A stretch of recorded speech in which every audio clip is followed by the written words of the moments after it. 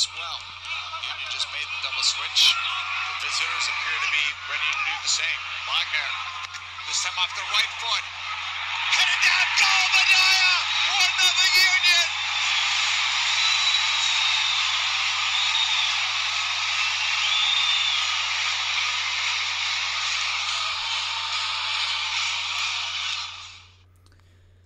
All right, there's the sounds from Ali Bedoya's goal last night, guys. Tremendous. Welcome back to the Doop podcast. I'm Zero, and the captain Bedoya stepped up huge last night against Nycfc. Boy, we need a win.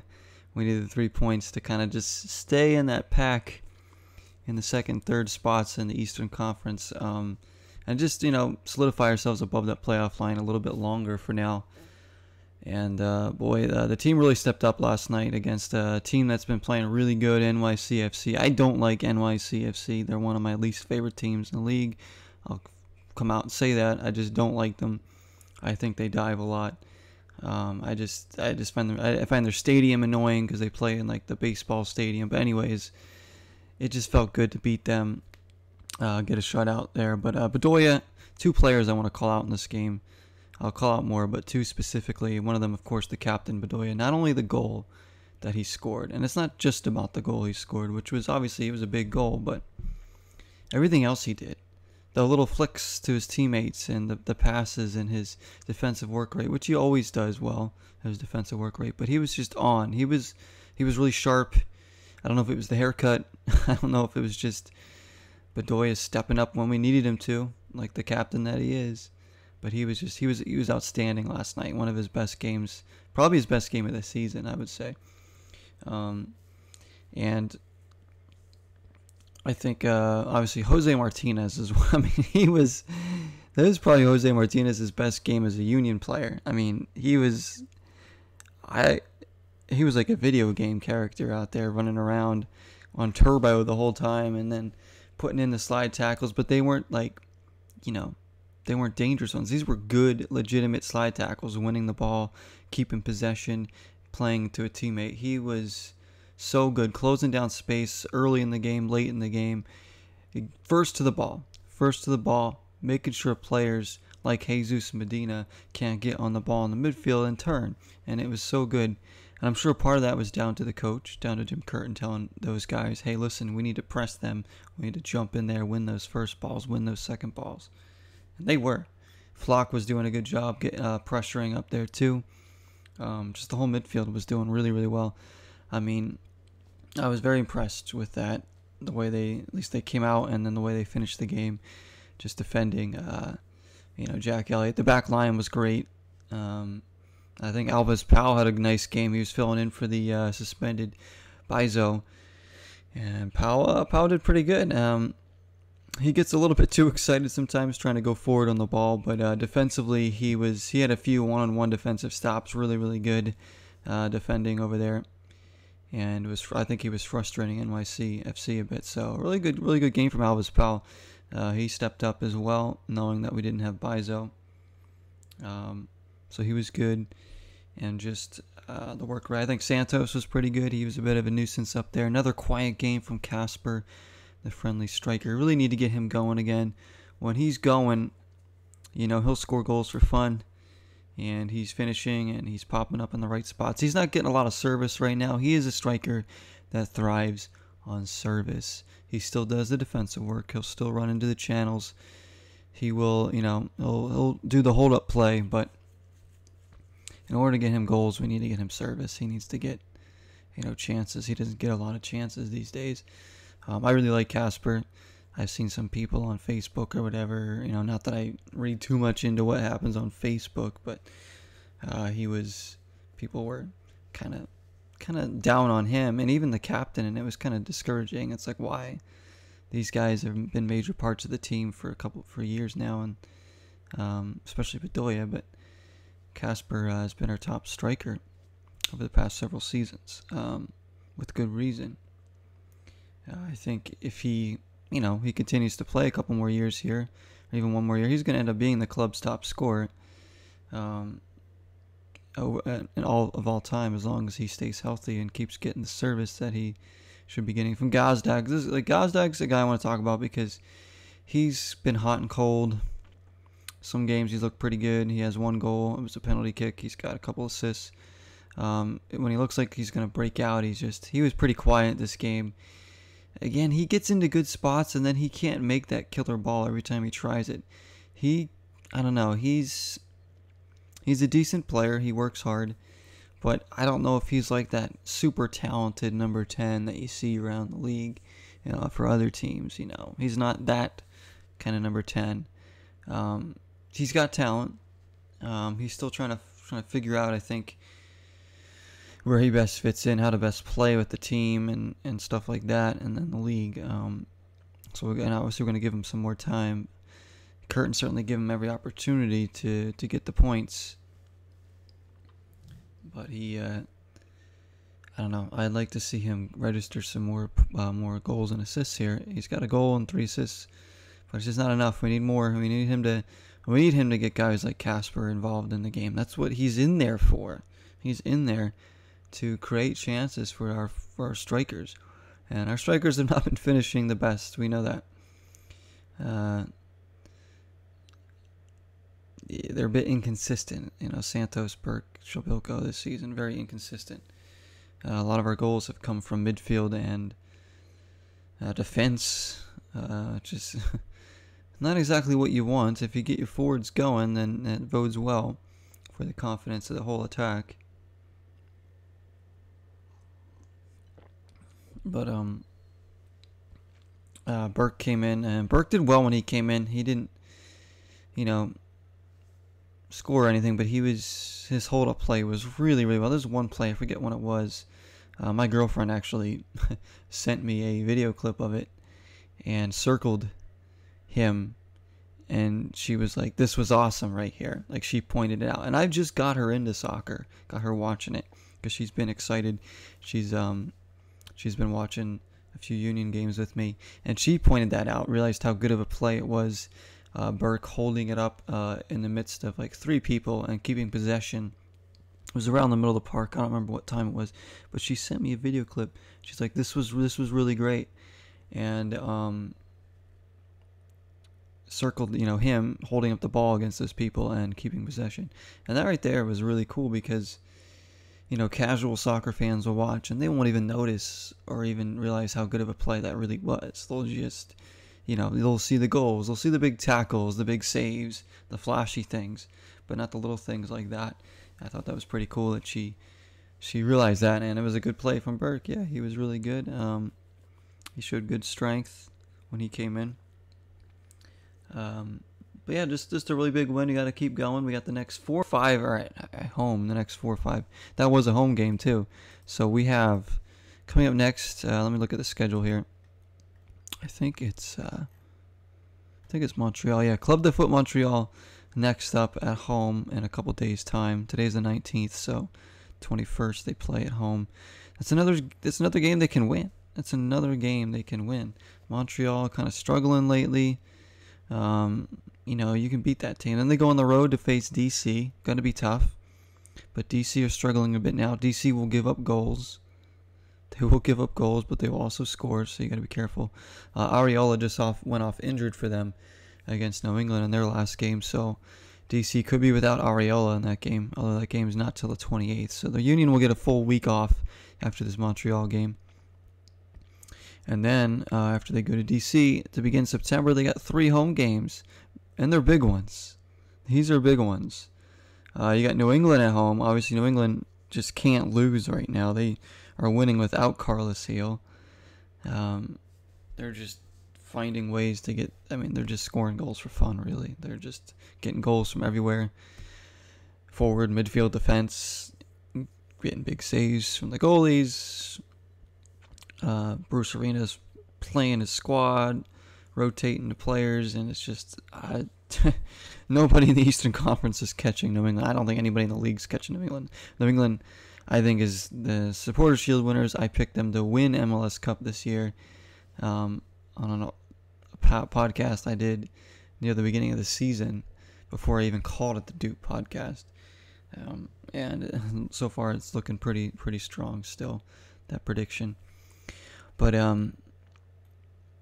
after New England, they have a lot of time off because I think they have the CONCACAF Champions League game, leg 2 against Club America, which I'll talk about leg 1 in a moment. Then Orlando at home. Orlando kind of struggling lately.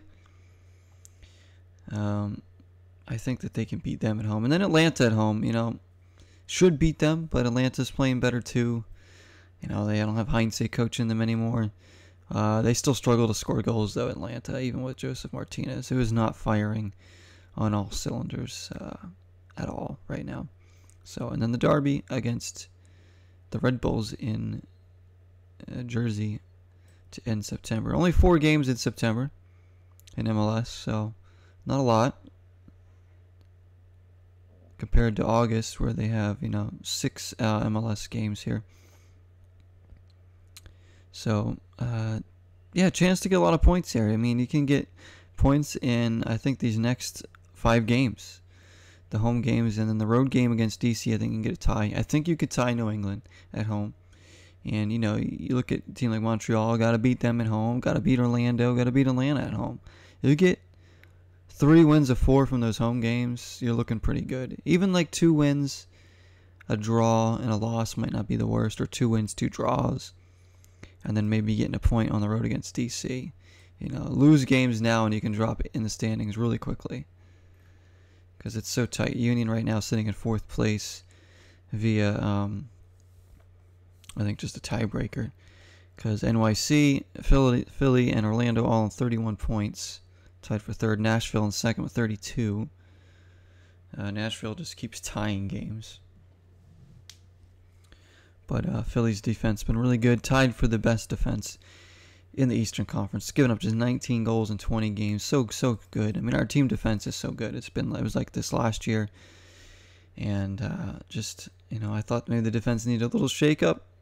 And I guess he kind of got it with Alvis Powell coming in there, providing some energy, but Bizo should be back. Speaking of Bizo, Union just re-signed him to a multi-year contract extension. I think that's a good pickup. Bizo looks like he's the real deal. He's going to keep improving. He's had one of the best crosses in the league coming from that right side. He's really delivered some good service in there. And he needs to get better with some of his decisions going forward and some of his defending. But overall, he's been really good. And having him is definitely a good thing. He's still got a lot to grow, but I like the chemistry he's building with the team, and I think it's a smart decision to keep him. Sustain these players. They're having Blake back, they're having Bizo back. It's really good to see that these contract extensions that are coming in.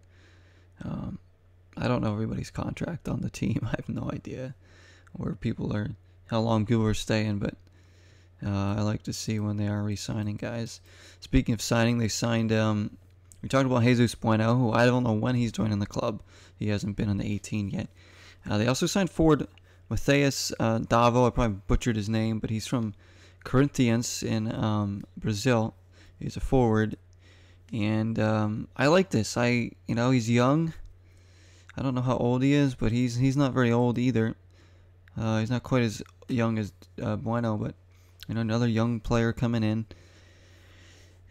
Hopefully he can score some goals. We need forwards that can consistently score. That's our problem right now. Is our forwards are just very inconsistent. We need a guy that's going to give us a little more depth too.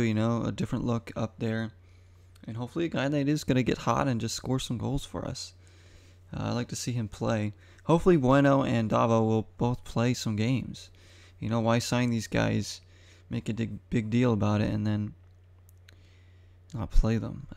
So hopefully they will come in, and I'm not sure when exactly they're joining the club. If they're already with the club, I don't know. Again, guys, I live out of market, so it's very tough for me to get all the news. But hopefully Davo will be in the lineup soon. Montero was in last night.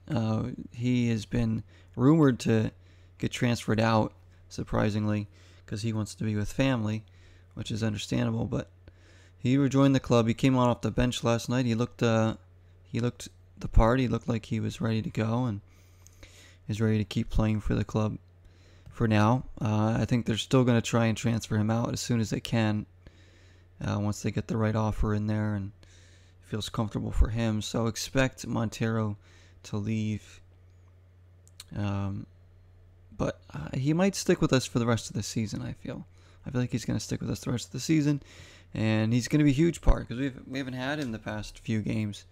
It would have been nice to have him, but having him back is like almost like another boost to the club right now, and a guy that I think is a better fit than Gazdag. So hopefully Montero will get in there and play. I don't know if he's going to play Montero over Flock or Gazdag. I'd like to see Flock keep starting and put Montero in there over Gazdag, bring Gazdag off the bench, or you can play both of them and just play one striker. I don't know what he's gonna do. Maybe he'll mix it up. I'm sure he will, but it's good to have Jamiro back, with the club playing. We also, what else was I gonna say about? I've also been missing Fontana. You forget about Fontana. He's been out, seems like, the entire season. But he played earlier games. Didn't really get his feet going this season. But he's been out for a while with, I think, concussions. Imagine if he came back and another boost he could add to the attack. So you're thinking of guys that have been missing. You haven't had, all your forwards every game. It's been in and out. Our offense isn't the best. There's no doubt about it. We don't have an offense that's going to go out there and blaze and score 3-4 goals every game at will.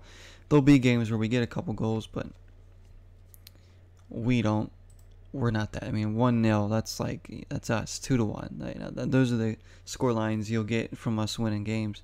Every now and then we'll put in a 2 or 3 spot at home, but we're not. I'd like us to be an offensive team that can score a lot. We scored a lot of goals last year, yeah, but again, we're missing players. You're talking about missing McKenzie, Gaddis, Aronson were all huge parts of the team last year. And then we've been missing a lot of players this year. Elsinho has been out. Fontana's out. Montero has been missing games. Burke's been missing games. So it's, you're not getting that full complement of squad that you had last year. But we need to be more consistent. We don't get shut out that often, but I'd like to see us be able to consistently put in 2 goals a game and give us some insurance. It would have been nice to get an insurance goal last night, but we did hang on. How about Curtin trusting Quinn Sullivan to come in? That's what I like about Curtin. It's like, we're up 1-0 in a very important game against a good side, and we need these 3 points. Better throw in a homegrown late in the game. And that's what he does. He has the trust to play his homegrowns, putting in Quinn Sullivan late in the game because he knows, he can get the job done, and he did. He didn't do anything spectacular, but he helped maintain what we had going, and that's all you need. The trust he has in his youth, it's great to see. And he'll throw in Quinn Sullivan, in a 1-0 game that you need to win. And I just realized I have a typo on my scroll at the bottom. I always have typos down there, gosh. I should start, I really need to proofread this stuff, don't I? I just type it up and put it in there. Good to go. I spelled scores wrong. But anyways, I fixed that right now. So anybody that was watching this, not that people watch the video, this is more of a thing where you listen to. Obviously, it's a podcast. I don't have to tell you guys that, but I do have that scroll down there in case people want to see any news that's on there. I got the roster in very small print, so you guys can get a magnifying glass and read that if you like. It's the only way I could fit it on there. I'm trying to think of what else I could put over on that right side to fill up that space, or if I just stretch the Doop podcast across. I'm not sure. Maybe thinking about putting top scores over there, something like that. I don't know. But anyways, speaking of top scores, yeah, Shobilka's still a top scorer in MLS play and in Champions League. He's got 6 in the league. So Burke and Santos on 4. Glesnes with 3. That was Bedoya's first goal of the season. Gazdag 1 and 3. He's got just the 1 goal. Kai Wagner with a brilliant assist last night. Let's call that out. His 4th assist of the year. He's the All-Star. The All-Star game's a joke. I mean, the roster is a joke, I should say.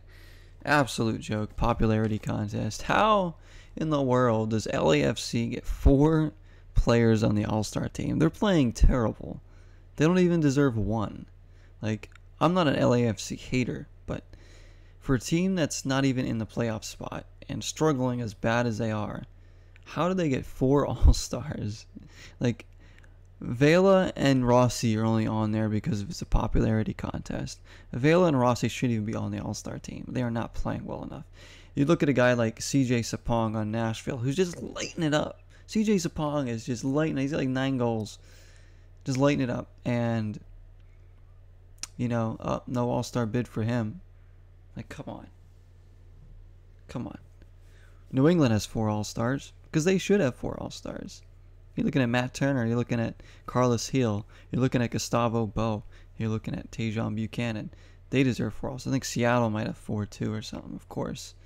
I mean, I'm not saying the Union should have more All-Stars, though. I mean, I'm saying like a guy like CJ Sapong for Nashville who's playing out of his mind, and you got guys like Rossi and Vela above him who don't even deserve to be there. And like Atuesta, like LAFC's playing terrible.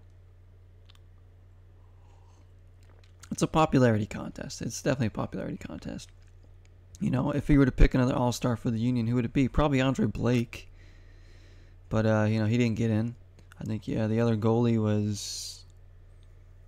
I don't know who the other goalie was for the All-Star team. Probably somebody out west. I'm not sure who it was. I know Matt Turner's on there, and he should be. But yeah, it's just it's a joke. Like, the roster is a joke. It's just like, yeah, this guy, because they're star players. Got to put him on the roster. Got to put him there.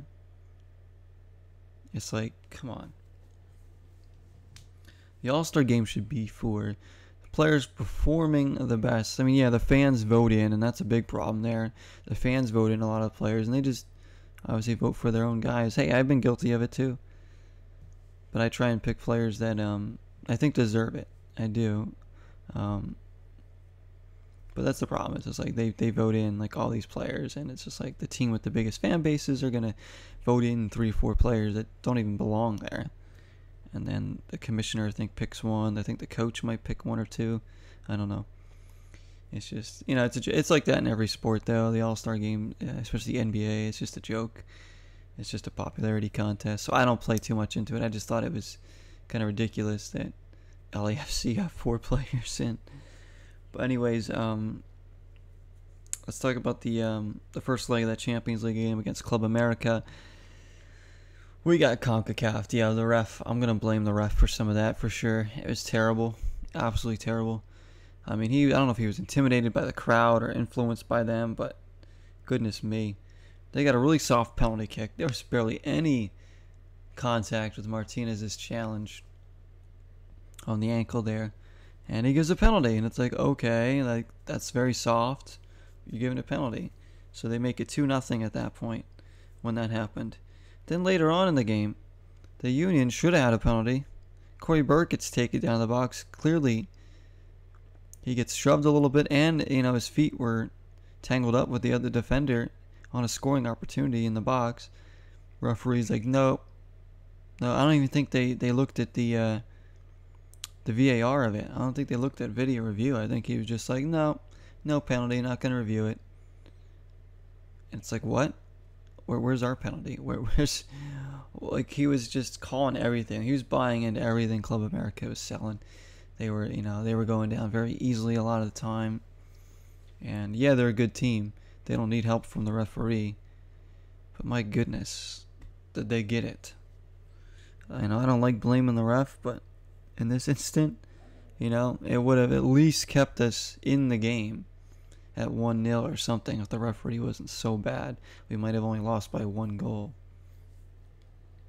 We're still in this thing. You look at it like, 2-0. that's it. You know, no, we're still in it. If the Union can go forward, get an early game in leg 2, you know, we might have them reeling a bit. Because we started creating more stuff in that second half. We had chances in that game to score goals. We should have scored goals. We had chances. It's not like they just blitzed us and we looked out of place. The Union didn't look out of place in that game. They held on for a bit, 0-0, and you know, Club America's first goal was just a cheap deflection. They're like, oh, you might think it was a great shot, but no, it was deflected.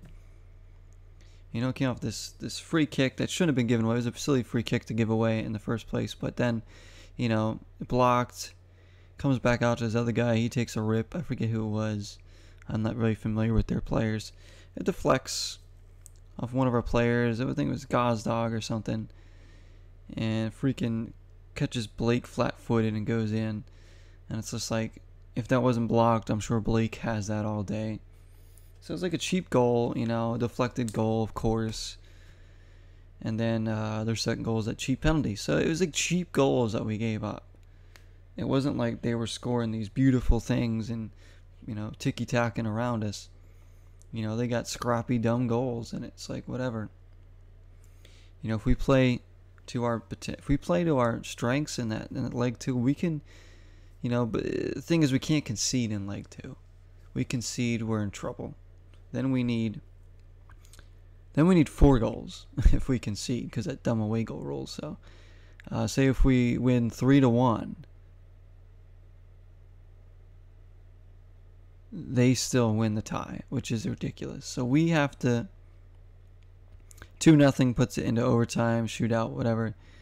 In the Union, it would be nice if they would go and just win the second leg 3-0 straight up. Obviously, that's the dream.